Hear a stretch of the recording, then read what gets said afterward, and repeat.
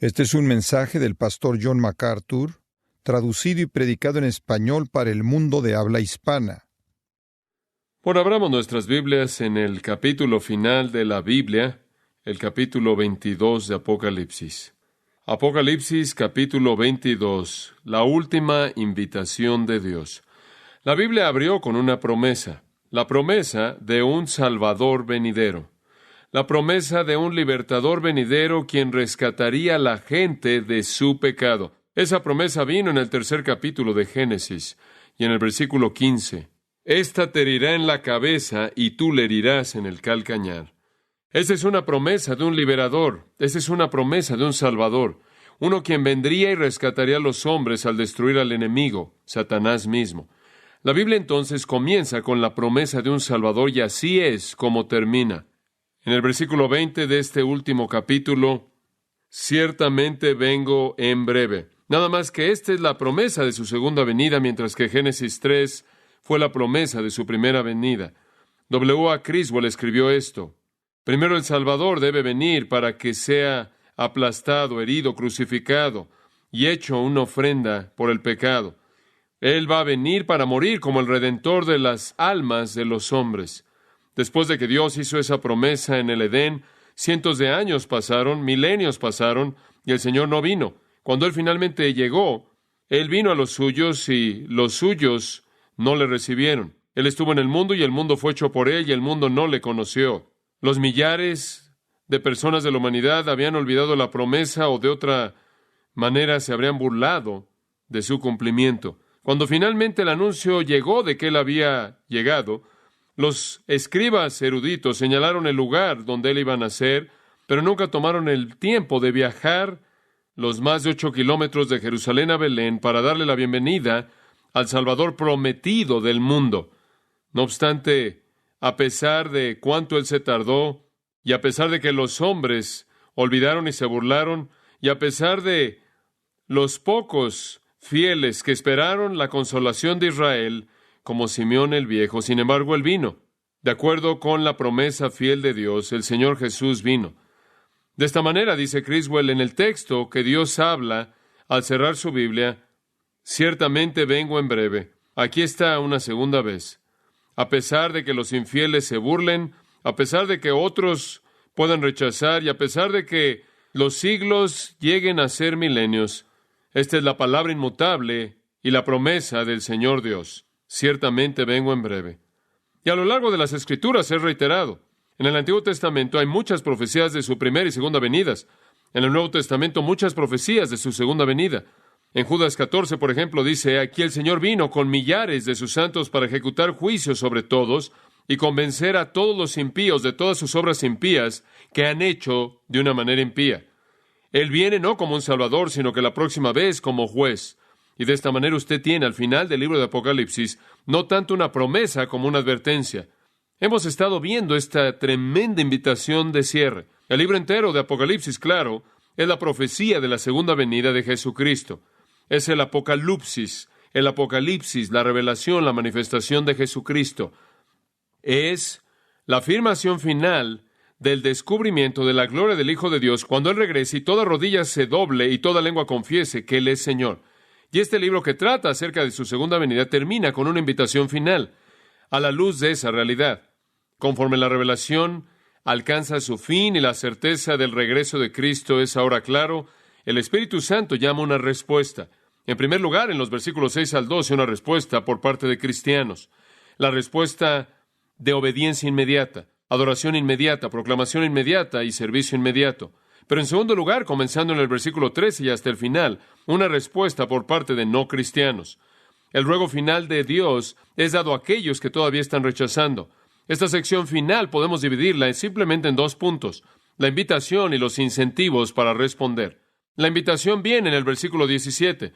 Y únicamente voy a repasar brevemente de lo que hablamos hace un par de semanas atrás. La invitación viene a la mitad del pasaje, del versículo 13 al 21, rodeado por los incentivos. Pero tenemos que comenzar con la invitación, versículo 17. Y el espíritu y la esposa dicen, ven. Y el que oye, diga, ven. Y el que tiene sed, venga. Y el que quiera, tome del agua de la vida gratuitamente. les explicamos que hay dos partes en este versículo. La primera mitad es el ruego porque el Señor venga. La segunda mitad es el ruego para que los pecadores vengan al Señor y se unan al ruego para que Él venga. En primer lugar, en el versículo 17, el Espíritu Santo y después la esposa, quien es la iglesia, desean que el Señor venga porque quieren ver el fin del pecado, quieren ver la exaltación de la justicia, quieren ver la gloria de Dios, quieren ver la majestad de Jesucristo, quieren ver al enemigo Satanás destruido, el pecado enfrentado y la gloria eterna de Dios manifiesta a lo largo del universo. Entonces el Espíritu Santo y la iglesia están clamando, ven. El Espíritu Santo que ha estado esforzándose, que está contristado, que ha sido blasfemado, dice, ven. Y la iglesia débil, pecaminosa, atribulada, cargada, luchando, dice, ven. El Espíritu Santo quiere que Cristo venga porque quiere que la obra de redención sea completada. Los enemigos del infierno sean juzgados. La iglesia quiere ser una iglesia gloriosa, sin tener mancha, ni arruga, ni cosas semejantes, sino santa y sin mancha. Y entonces el Espíritu y la esposa dicen a Cristo, ven, ven, ven. Y después el versículo cambia a la mitad y otros son invitados a decir, ven. Cualquier persona que oiga el mensaje del Evangelio y se une a la iglesia y se une al Espíritu puede decir, ven, Señor Jesús. Y después viene el llamado a los pecadores. Y el que tiene sed, venga. Y el que quiera, tome del agua de la vida gratuitamente. Y ahí está el llamado para que los pecadores vengan a reconocer su necesidad, a ver la fuente de ayuda para esa necesidad en Jesucristo y a tomar del agua de la vida sin costo. Señalamos la última vez que la salvación viene a aquellos que reconocen su condición amenazadora, desesperada, en pecado, la cual aquí es retratada como sed. La salvación viene a aquellos que entienden la provisión que Dios ha hecho en Cristo, que lo ven como el agua viva y se arrepienten y creen tomando y bebiendo lo que es provisto para ellos. Entonces ahí está la invitación a los pecadores. Ven, ven, ven. Únanse al Espíritu y únanse a la esposa, esperando con anhelo el regreso de Jesucristo. Usted no necesita ver el regreso de Cristo como una realidad aterradora. Si usted viene a Cristo, usted puede amar su manifestación y puede esperarla. Entonces, en primer lugar, vimos la invitación. En segundo lugar, y lo que ocupa el texto que rodea a este primero, son los incentivos a responder. Está la invitación a venir y los incentivos a venir. Y hay varios incentivos. Comenzamos a verlos la última vez y permítame recordarle el primero. Debemos venir, los pecadores deben venir debido a la persona de Cristo. Debido a la persona de Cristo. ¿Se acuerda que en el versículo 13 Él dijo, yo soy el alfa y el omega, el principio y el fin, el primero y el último? Y ahí en el versículo 16, Él dice, yo soy la raíz y el linaje de David, la estrella resplandeciente de la mañana. ¿Cuál es la importancia de eso? Es esto. No es cualquier persona quien está llamando a los pecadores a venir. No es ningún otro que el alfa y el omega, el primero y el último, el principio y el fin, la raíz y el linaje de David, la estrella resplandeciente de la mañana. Todos esos son títulos de Jesucristo, el Hijo de Dios, el Señor vivo, el trascendente, el eterno, el infinito. Él es la fuente y fin de todo. Él es la meta y consumación de todo. Él es la raíz de David. Esto es, Él es la fuente de David. Esto quiere decir que Él es deidad, Él es Dios. Él también es el linaje de David. Esto quiere decir que es un hijo de la línea de David. Eso habla de su humanidad.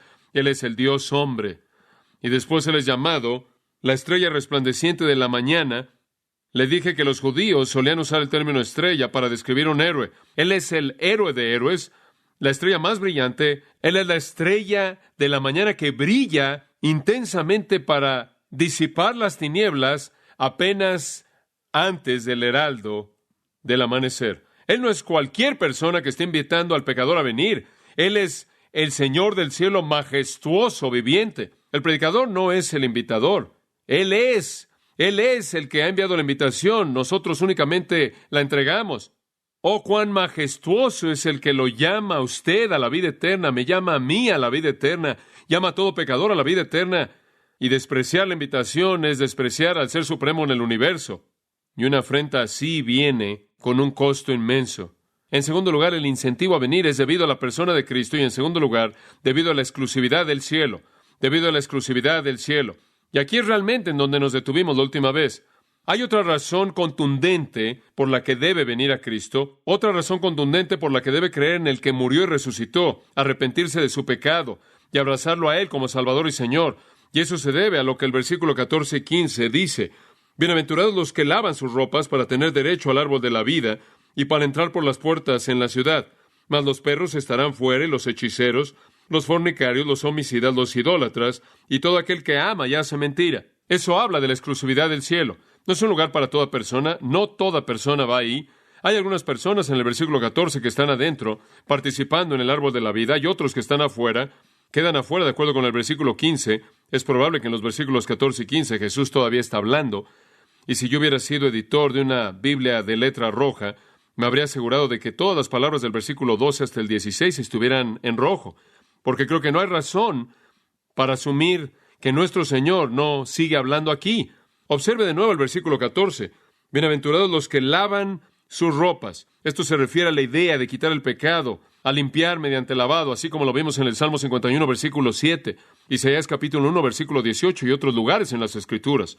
Y señalamos que la única agencia, el único medio por el cual dicha limpieza puede ser cumplida es por la sangre de Jesucristo.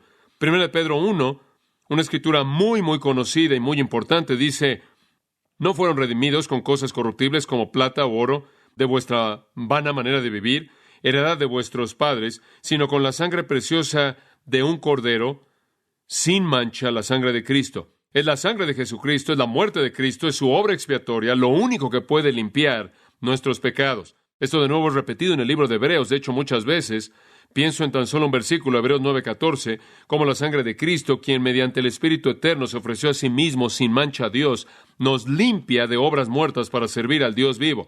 Son solo aquellos que han sido lavados, son solo aquellos que han sido limpiados por la sangre de Cristo, que tienen el derecho al árbol de la vida y pueden entrar por las puertas a la ciudad. Solo los limpiados tienen el derecho de entrar, solo los limpiados tienen el derecho de comer. La Nueva Jerusalén, como también en los nuevos cielos y la nueva tierra, es solo para aquellos que son limpiados de pecado. Entonces el perdón es el requisito para cualquier persona que quisiera entrar al cielo. Esa es la razón por la que la promesa del Evangelio incluye perdón. Escúchenlo en las palabras de Pablo. En Efesios 1:7 dice: en Cristo tenemos redención por su sangre, el perdón de nuestros pecados. Si nuestros pecados no son limpiados, si nuestros pecados no son lavados, perdonados de manera absoluta y total, no podemos entrar al cielo. Y el mundo está lleno de personas que asumen que van a entrar al cielo fuera de eso, pero no es así. Un pecado lo deja usted afuera. Esta es una exclusividad contundente. La única manera para poder entrar al cielo es que sus pecados sean perdonados por la fe en Jesucristo y en su muerte y resurrección. Ese es el único camino. Después el versículo 15, por otro lado, dice: fuera de la nueva Jerusalén, el nuevo cielo y la nueva tierra. Los perros estarán fuera, y los hechiceros, los fornicarios, los homicidas, los idólatras y todo aquel que ama y hace mentira. Fuera. Observe el capítulo 21, versículo 27, el último versículo de ese capítulo. Usted se acuerda que ese capítulo nos describe la nueva Jerusalén, nos describe el nuevo cielo y la nueva tierra. Y en el versículo 27 dice: no entrará en ella ninguna cosa inmunda o que hace abominación y mentira, sino solamente los que están inscritos en el libro de la vida del Cordero. El cielo es exclusivamente para aquellos que han sido limpiados, aquellos cuyos nombres están escritos en el libro de la vida del Cordero.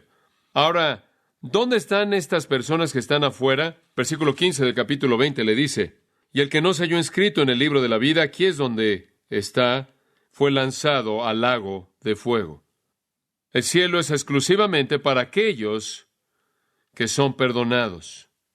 Y es abundantemente claro del versículo 15 del capítulo 22, que si hay un pecado en contra de usted, usted va a terminar en el lago de fuego. El versículo 15 le da una lista de pecados descriptivos. Escuche esto, no es exhaustivo. Alguien podría leerlo y decir: bueno, veamos, no soy perro, hechicero, no soy una persona inmoral, homicida, idólatra, alguien que ama y practica la mentira. Yo solo soy un ladrón, por lo tanto no estoy incluido. Esa no es la idea. Esta lista no es exhaustiva, sino que es una representación. Allí en el capítulo 21, versículo 8, pero los cobardes incrédulos, los abominables y homicidas, los fornicarios y hechiceros, los idólatras y todos los mentirosos tendrán su parte en el lago que arde con fuego y azufre, que es la muerte segunda. Entonces, de nuevo, sabemos que estar afuera significa estar en el lago de fuego, y la lista ahí es un poco diferente, indicándonos que esta es una lista representativa y no una lista exhaustiva. Hay personas que todavía llevan sus pecados y el castigo por ellos. Ahora, quiero que vea esta lista porque, mientras que es muy aparente de lo que él está hablando en la mayoría de los casos, Por lo menos hay una palabra aquí que podría sorprenderlo un poco, y es la primera. Mas los perros estarán fuera. Hemos domesticado al perro bastante bien en nuestra cultura, entonces quizás no entendamos eso. De hecho, podría tener usted un pequeño perro que es más amigable a usted que los otros miembros de su familia. Eso parece ser verdad en algunos casos. Usted podrá ver a su perro casi como si su perro tuviera una personalidad y algo más que simplemente conducta instintiva. Y podría disfrutar a su pequeño perro, cuidándolo mucho, pero no era así como los perros eran tratados en el mundo antiguo. Con frecuencia eran animales de carroña, y estaban ahí en la basura de la ciudad, y eran criaturas despreciables en la mayoría de los casos. Y llamarle a alguien un perro era referirse a la persona de la virtud más baja. Los perros eran vistos como lo más bajo en términos morales. Los perros dejaban su marca en cualquier lugar y en todos lados. Eran sinónimo con lo más bajo, la escoria. Encontramos indicaciones inclusive de esto en el Antiguo Testamento como también en el Nuevo. Por ejemplo, y no voy a leer muchas, simplemente un par de ellas para darles la idea. Segundo de Reyes, capítulo 8, versículo 13. Entonces Asael dijo: ¿pero quién es tu siervo más que un perro que él haga esta cosa grande? Llamar a alguien un perro era lo más bajo. De hecho, los judíos llamaban a los gentiles perros, y era una manera de referirse a ellos que los enfurecía y los menospreciaba. En Isaías 56:10, hablando de hombres infieles, quienes supuestamente debían estar en liderazgo espiritual, dice de ellos: todos ellos son perros mudos, incapaces de ladrar. Es usado también en el Nuevo Testamento con términos semejantes de significado. Es usado, creo que podríamos decir, y estaba buscando algunas palabras para describirlo de la manera más simple que pudiera. Es usado para describir a los impuros. Es usado para describir a aquellos que son impuros de manera abierta. Ahora esto quizás le pueda sorprender realmente. La primera referencia en donde los perros son usados para describir a humanos debido a su conducta impura es Deuteronomio 23:18. Lo puede escribir si quiere buscarlo. Deuteronomio 23:18, y se refiere a prostitutos homosexuales. Prostitutos masculinos para homosexuales, y eran lo más bajo de lo más bajo. Lo más bajo de lo bajo. Van a estar afuera del reino. Y también los hechiceros. Eso se refiere a personas involucradas en la magia, drogas, farmaquías, es la palabra de la cual obtenemos farmacia. La magia estaba asociada con las drogas, supuestamente para inducir algún tipo de euforia y alguna ascendencia a las deidades. También los involucraba en actividad demoníaca. Afuera están los fornicarios, pornos, de lo cual obtenemos pornografía, aquellos que cometen actos sexuales inmorales. Afuera están los homicidas, eso es bastante claro. Afuera están los idólatras, los que adoran algo diferente del Dios verdadero. Afuera está toda persona que ama y hace mentira. Y aquí tenemos entonces otra lista representativa, como la que mencioné antes en el capítulo 21, versículo 8. Una lista representativa muy parecida a la de 1 Corintios capítulo 6. El Nuevo Testamento está llena de estas. Ni los fornicarios, idólatras, adúlteros, los que se echan con varón, homosexuales, ladrones, avaros, borrachos, maldicientes, heredarán el reino de Dios. Eso es 1 Corintios 6. Gálatas capítulo 5 tiene otra lista así. Habla de aquellas personas que estarán afuera del reino, inmorales, impuros, sensuales. Habla de su pecado de idolatría, hechizaría, enemistad, contenciones, celos, muestras de enojo, disputas, disensiones, envidia, embriaguez y cosas como estas. Tiene una lista semejante en Efesios 5:5. Ahora, el punto que quiero señalar a partir de los versículos 14 y 15 es simplemente esto. Oiga la invitación, amigo mío, porque el cielo es exclusivamente para personas cuyos pecados han sido limpiados. No es que ninguno de nosotros jamás hemos cometido esas cosas, es que hemos sido perdonados. ¿Quién no quiere ser perdonado? El que disfrute ese pecado. Y si no es perdonado, si usted no viene al pie de la cruz y abraza a Jesucristo, usted morirá en su pecado. Jesús lo dijo en Juan 7, y a donde yo voy, vosotros no podéis venir. Usted no irá al cielo, usted arderá para siempre en el lago de fuego. Y entonces la invitación es: el que tiene sed, venga, y el que quiera tome del agua de la vida gratuitamente. No hay costo, simplemente venga y beba, reciba la vida eterna, reciba el perdón. Y debe haberse motivado a hacer eso debido a la persona que le está pidiendo esto y debido a la exclusividad del cielo. Usted va a quedar afuera si usted no es perdonado, y usted no será perdonado a menos de que venga Cristo, quien es el único que concede perdón. En tercer lugar, y este también es un incentivo vital, venga debido a la gloria de la persona que lo invita, venga debido a la exclusividad del cielo, y venga debido a la veracidad de las Escrituras. Venga debido a la veracidad de las Escrituras. Es tan importante que la Biblia termine con una afirmación de su veracidad. Y eso se encuentra en los versículos 18 y 19. Yo testifico a todo aquel que oye las palabras de la profecía de este libro. Si alguno añadiere estas cosas, Dios traerá sobre él las plagas que están escritas en este libro. Y si alguno quitare de las palabras del libro de esta profecía, Dios quitará su parte del libro de la vida y de la santa ciudad y de las cosas que están escritas en este libro. Ahora, estas palabras deben ser escuchadas y obedecidas. Esta no es la primera afirmación de las Escrituras en este capítulo. Regrese al versículo 6, el ángel que le está hablando a Juan dice, estas palabras son fieles y verdaderas.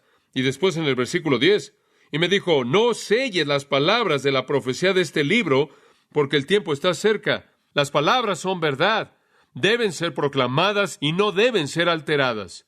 No les añadas nada y no les quites nada, son verdad, proclámalas. Los pecadores necesitan responder debido a la veracidad de estas palabras. Esta es la palabra del Dios vivo y eterno, y más vale que responda. Si al esforzarse por evitar la revelación clara de Dios, usted le añade algo, le será añadido a usted las plagas que están escritas en él. Si al esforzarse por evitar lo que le dice, usted le quita, usted no tendrá parte en el árbol de la vida. Ahora, a lo largo de Apocalipsis, hemos enfrentado la condenación de aquellos que rechazan a Cristo. El mundo ha sido destruido, como lo hemos visto a lo largo de este panorama del futuro. La gente ha recibido plagas, ya ha sido torturada, ya ha muerto de hambre, ya ha sido sacudida, ya ha sido demonizada, ya ha sido aterrada, ya ha sido matada y condenada y consignada a un lago de fuego. Y todos esos retratos, todas esas visiones, todas esas profecías son verdad. Eso es exactamente lo que sucederá. Eso es exactamente lo que está pasando ahora conforme la gente va al infierno sin Cristo. Y después Jesús mismo añade una afirmación adicional acerca de la permanencia de esta verdad. Versículo 18, y yo creo que esto también debe estar en letras rojas. Yo testifico, yo no creo que ese es Juan, yo creo que este es Jesús hablando. ¿Por qué? Porque en el versículo 20 dice, el que da testimonio de estas cosas, dice, ciertamente vengo en breve. Aquí nuestro Señor mismo ofrece una palabra de testimonio extendida con respecto a la autoridad y la finalidad de la profecía. Él había comisionado a Juan a escribirla, pero él fue el autor de ella. Les estoy diciendo, esto es verdad, no lo alteren, no le añadan y no le quiten. Ahora observe lo que lo llama. Yo testifico a todo aquel que oye las palabras de la profecía de este libro. En primer lugar, obviamente, él tiene el libro de Apocalipsis en mente. El libro de Apocalipsis es profecía, lo dice ahí. Las palabras de la profecía de este libro. Estas palabras constituyen un libro que es profético. Esta es una profecía. ¿Se da cuenta de que hay personas que ni siquiera quieren admitir eso? Esta es una profecía. Fue dada a través de Juan el apóstol, quien fue el profeta. Fue una profecía que vino a través de un profeta. Y Juan fue ese profeta. Él fue ese vocero. De regreso en el capítulo 1, versículo 3, dice, bienaventurado el que lee y los que oyen las palabras de esta profecía. Y aquí es una profecía en el sentido de predicción. Esta es una profecía registrada en un libro cuyo autor es Dios a través de un profeta que no debe ser alterada. Esta es una advertencia. Realmente es una manera de proteger el libro. Esto es muy importante. No es una nueva manera de proteger un libro, es una manera antigua. De hecho, ahí atrás en Deuteronomio, en el Pentateuco, en la primera colección de libros que Dios jamás inspiró, escuche lo que lee en Deuteronomio 4:2. Deuteronomio, recuerde, fue el último libro en el Pentateuco, el cual realmente fue el primer libro, realmente el primer volumen dado por Dios a través de Moisés. Pero escuche lo que dice en Deuteronomio. Versículo 2. No añadiréis a la palabra que yo os mando, ni disminuiréis de ella. Eso es lo mismo de manera precisa. No le añadas, no le quites, no lo toques. Toma lo que dice exactamente como Dios lo dio. En Deuteronomio 12, de nuevo en el versículo 32. Cuidarás de hacer todo lo que yo te mando, no añadirás a ello, ni de ello quitarás. En el capítulo 30 de Proverbios, esto también me parece muy interesante. Proverbios 30, versículo 5.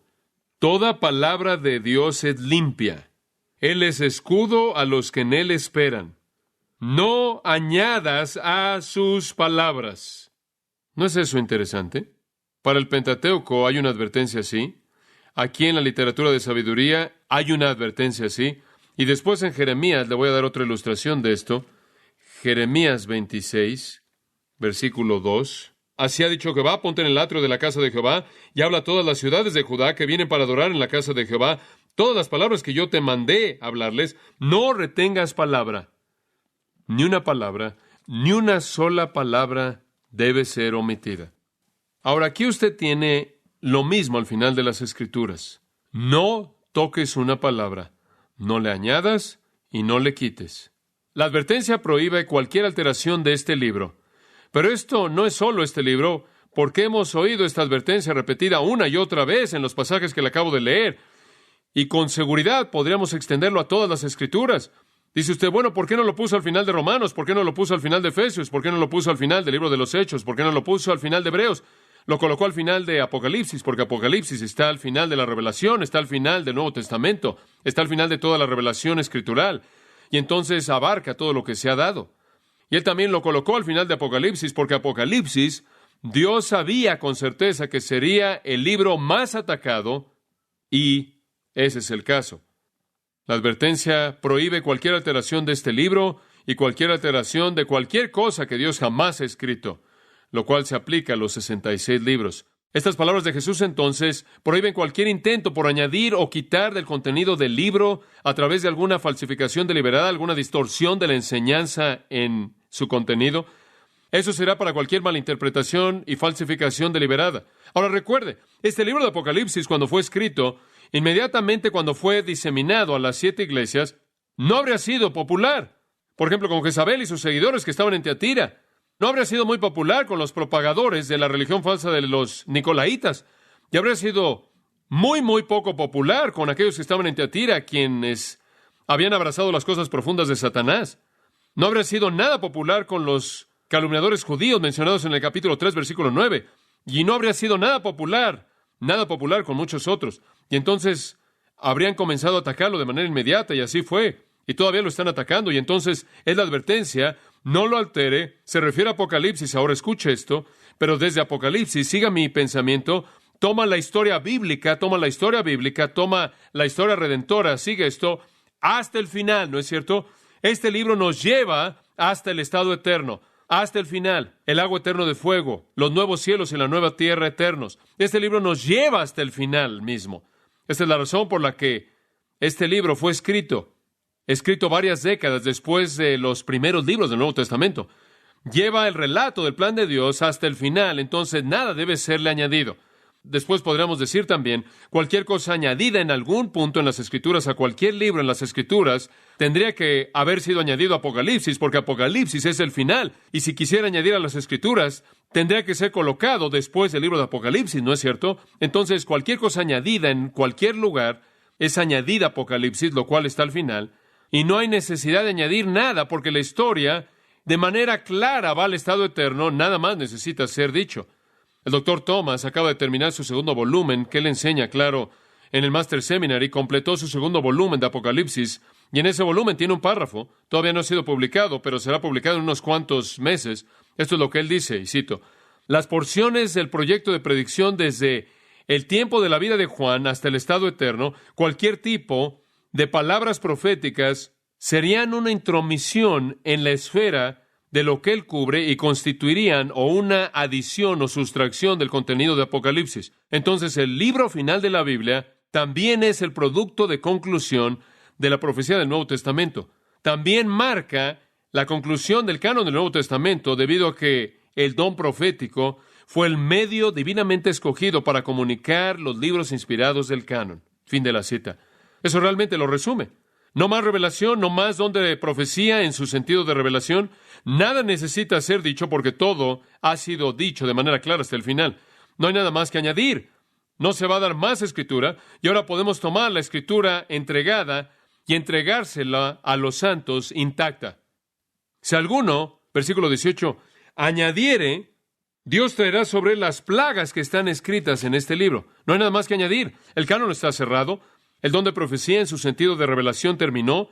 Ya no van a haber más profetas que hablan, ya no va a haber más apóstoles que escriban, ya no va a haber más palabras del cielo, no va a haber más visiones espirituales.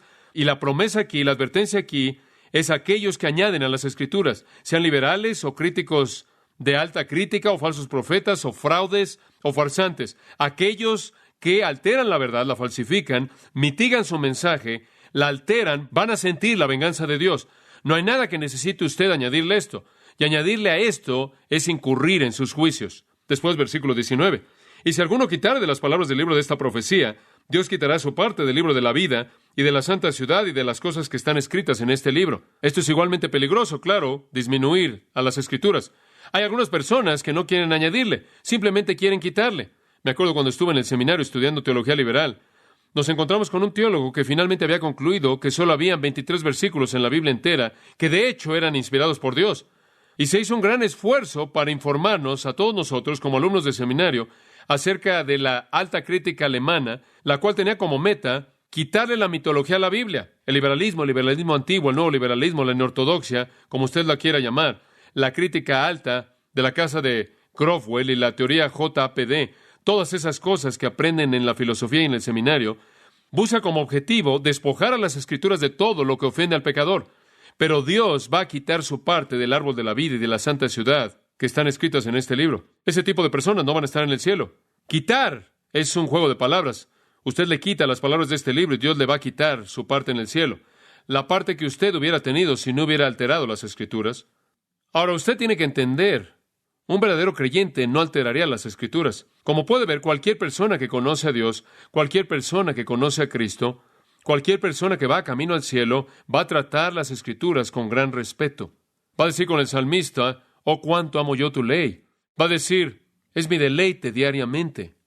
Como puede ver, la palabra de Dios es absoluta, verdad, fiel, permanente y completa. No debe ser alterada, no debe ser cambiada, no se le debe añadir nada, no se le debe quitar nada. Y los verdaderos creyentes entienden eso. Ahora, el hecho de que esta advertencia está aquí me indica varias cosas. En primer lugar, indica que los hombres van a tender a alterar las Escrituras y probablemente van a alterar Apocalipsis más que cualquier otro libro, y eso ha sido verdad. En segundo lugar, indica que los hombres van a negar su validez porque es tan específico proféticamente, y eso ha sido verdad. Pero también me indica que el Espíritu Santo quiere hacer una afirmación final que abarca todo acerca de lo que usted hace con las Escrituras. Y el meollo es que Dios lo ha escrito, no lo borres y no lo expandas. Dice usted, esto me preocupa un poco porque quizás yo he sido culpable de eso. Quizás lo está diciendo y quizás así ha sido. Permítame ayudarle a entender esas cosas. En primer lugar, nuestro Señor no está amenazando a aquellos creyentes que cometen un error en juicio. Él no está amenazando a aquellos que cometen un error en discernimiento. Él no está amenazando a aquellos que han llegado a una interpretación no correcta. Lo que Él está haciendo es amenazar a los incrédulos que se involucran en una falsificación y edición deliberadas, y en una mala interpretación deliberada y engañosa. Aquellos a quienes Pablo llama los que corrompen las Escrituras. Ningún verdadero creyente, ningún verdadero amante del Señor de la verdad, ninguno que ha nacido de nuevo por la simiente incorruptible de la palabra de Dios, ninguno lavado por la sangre que limpia, ninguno regenerado por la palabra que limpia, de manera deliberada mutilaría las Escrituras, no envenenaría de manera deliberada su propia comida, no lo haría. Un verdadero creyente diría con David, oh, cuánto amo yo tu ley. Un creyente podría decir, no entiendo todo, no puedo explicarlo todo, quizás no lo interprete exactamente con precisión cada vez que interpreto, quizás no siempre toque las profundidades de las Escrituras, quizás no pueda entender sus misterios, pero la amo y nunca me atrevería a alterarla. Esa es la señal de un verdadero creyente. Inclusive Jesús dijo eso. En Juan capítulo 8, versículo 31, Jesús dijo esto, si vosotros permaneciereis en mi palabra, seréis verdaderamente mis discípulos. Si permaneciereis en mi palabra, si descansas en mi palabra, si oyes y obedeces mi palabra, de eso es de lo que está hablando. Ahí en Juan 14, versículo 23, el que me ama, mi palabra guardará. Y después, por lo menos, es el caso de un creyente que la palabra de Dios es todo para nosotros. como bebés deseamos la leche de la palabra para que podamos crecer. No, los creyentes no adulteran la palabra de Dios. Los creyentes no alteran la palabra de Dios. Los verdaderos cristianos la guardan, la honran, la aman. Podemos entender de manera equivocada algunas partes de la misma. Nuestra teología puede estar mal aquí y allá, pero este no es un ataque deliberado en contra de la verdad. El gran comentarista de años pasados, llamado Seiss, escribió lo que creo que es un párrafo muy útil. Escúchelo y cito: con un corazón honesto y en una actitud de oración, y con estas advertencias solemnes y terribles ante mis ojos, él escribe: me he esforzado por afirmar e indicar lo que nuestro Señor de gracia me ha dado a conocer de manera particular y defenderlo. Si he leído alguna cosa en su libro que no ha sido colocada ahí, o he leído de ahí algo que él no ha colocado ahí, con la tristeza más profunda, yo me retracto y de manera deliberada quemo los libros. Él fue un escritor, él escribió un comentario de Apocalipsis. Además, él añade esto: si yo en algo he ido más allá de los límites de la sumisión apropiada a lo que está escrito, si en debilidad o de manera intempestiva o confiando de manera excesiva en mi propio entendimiento he distorsionado algo, solo puedo deplorar la falla y orar que Dios envíe a un hombre con más confianza para que nos abra las verdades que aquí están escritas. Según la gracia y la luz que se me han dado, he hablado. Si yo erro, que Dios me perdone. Si tengo razón, que Dios bendiga mi testimonio débil. De cualquier manera, que Dios propague su verdad eterna. Fin de la cita. ¿No es esa una gran afirmación? La palabra es verdad. La revelación en todas las Escrituras es verdad. Los verdaderos cristianos la creen y la guardan y la aman y la obedecen. El hecho de que es verdad es un incentivo suficiente para que el pecador más vale que venga, porque dice que lo que va a pasar, de hecho, va a pasar. Y usted no tendrá parte en el árbol de la vida, el cual es un retrato de la vida eterna. No tendrá entrada a las puertas de la ciudad eterna. Entonces, la invitación y los incentivos, respeto hacia la persona que le da la invitación, la exclusividad del Evangelio, la exclusividad del cielo y la verdad de la palabra de Dios. Y finalmente, un último punto: los pecadores deben venir debido a la certeza del regreso de Cristo. La certeza del regreso de Cristo. Una última vez, versículo 20. El que da testimonio de estas cosas dice: ciertamente vengo en breve. Amén, dice Juan. Ven, Señor Jesús. Un último recordatorio. Las últimas palabras que Jesús habló aquí están. Un último recordatorio. Juan oye del Señor mismo las últimas palabras que Jesús habló oídas en la tierra. Las siguientes serán el grito cuando Él venga por su iglesia. Las últimas palabras: ciertamente vengo en breve. Va a pasar exactamente de la manera en la que el libro de Apocalipsis lo describe. Es cierto, y Juan afirma amén. Eso significa que así sea, que así sea. Ven, Señor Jesús. ¿Qué significa eso? Quiere decir, estoy listo, ¿no es cierto? Estoy listo. Como Pablo, significa amo su venida, anhelo su venida. Pedro reconoció que habían falsos profetas que se burlaron de la venida de Cristo. Su amor por la sensualidad, su avaricia, hicieron que se burlaran del regreso de Jesucristo. En 2 de Pedro, capítulo 3, estos burladores vienen y dicen: ¿dónde está la promesa de su venida? Porque desde que los padres durmieron, todo sigue igual como fue desde el principio de la creación. Todo simplemente sigue igual y seguirá igual. Es la teoría de la uniformidad, siempre será igual. No será así. Y Pedro les recuerda: ¿se han olvidado del diluvio que destruyó al mundo entero? Las cosas no van a continuar como están. Jesús viene y cuando venga todo en Apocalipsis sucederá.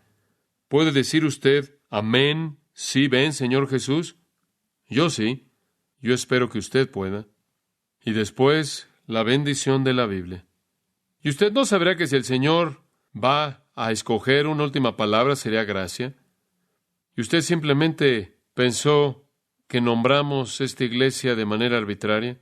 La última palabra es: la gracia de nuestro Señor Jesucristo sea con todos vosotros. Amén. Y lo último que la Biblia dice es que para los pecadores está disponible ¿qué? La gracia. Gracia. Después de todo esto, gracia. ¿Es suya? ¿Está listo? ¿Sabe una cosa? Conforme pensamos en estas profecías en las Escrituras, Es como ver a un cielo lleno de estrellas y usted ve hacia arriba el cielo y algunas veces en una noche muy clara, usted ve todas estas estrellas por todos lados y hasta donde usted sabe, si alguien no hubiera mirado hacia arriba con un telescopio o hubiera volado en una de estas latas de metal que están en órbita allá arriba, hasta donde usted sabe, podríamos simplemente estar adentro de un globo y todos estos pequeños puntos pintados en esa superficie. Realmente todos se ven como si estuvieran ahí en el mismo lugar, como luces en este edificio conforme miramos hacia arriba. Pero la realidad es que usted está viendo estrellas y todas aparecen simplemente estar ahí en el techo del cielo, pero en realidad están a billones de años luz de distancia unas de otras. No parecen verse así para nosotros, pero así es. Billones de años luz las separan unas de otras. ¿Y sabe una cosa? Así es con la verdad profética. Vemos el libro de Apocalipsis, el libro de Daniel, el discurso del Monte de los Olivos de Jesús, vemos las cosas que Zacarías dijo y los otros profetas de las Escrituras, Isaías, Jeremías, y vemos este panorama tremendo de estrellas. Pero lo que no podemos ver es la distancia que separa todas estas cosas proféticas. Y entonces simplemente le recuerdo al final, el tiempo de estos acontecimientos y la distancia entre estas cosas, a menos de que sea firmado de manera particular, no es conocido por nosotros. Entonces vivimos todo el tiempo con expectativa. Y sin embargo, algunas veces preguntándonos, bueno, ¿por qué no sucede? Y toda persona que trata de entender la secuencia se equivoca. El punto es, toda persona en todo momento, más vale que esté lista y alerta y velando. Porque Él viene en un momento que ningún hombre conoce y una hora en la que usted no cree que va a venir. Hasta esa hora hay gracia. Y que la gracia del Señor Jesucristo sea con todos vosotros. Oremos. Ha sido un gozo, Padre, pasar estos años en este libro. Poco sabíamos la aventura que nos esperaba cuando comenzamos, pero cómo nos ha cambiado, cómo nos ha moldeado, cómo nos ha dado un sentido totalmente nuevo del tiempo y la eternidad, una nueva perspectiva del futuro y como consecuencia del presente. O cómo nos regocijamos que Jesús viene y cómo decimos con Juan, amén, sí, ven, Señor Jesús. Oro por pecadores, no arrepentidos y no redimidos, no perdonados, que puedan oír la invitación a venir y que sepan que eres tú, el Señor del cielo vivo, invitándolos. Qué cosa tan magnánima y sorprendente que tú, el Santo y Eterno, invites a pecadores a venir. Que ellos se den cuenta de la exclusividad del cielo, que es solo para aquellos que han sido perdonados, y ninguno de los otros jamás entrará, sino pasará la eternidad en el lago de fuego. Y que ellos sepan que la Biblia es verdad, que la palabra que has escrito es verdad, y que tú vienes en breve. Simplemente no sabemos qué tan pronto. Que todos nosotros estemos preparados y velando, para el que viene como ladrón en la noche, que estemos listos. Y que estemos esperando y amando la esperanza bienaventurada y la manifestación gloriosa de nuestro Dios y Salvador, el Señor Jesucristo, en cuyo nombre oramos. Amén. Para más información sobre los mensajes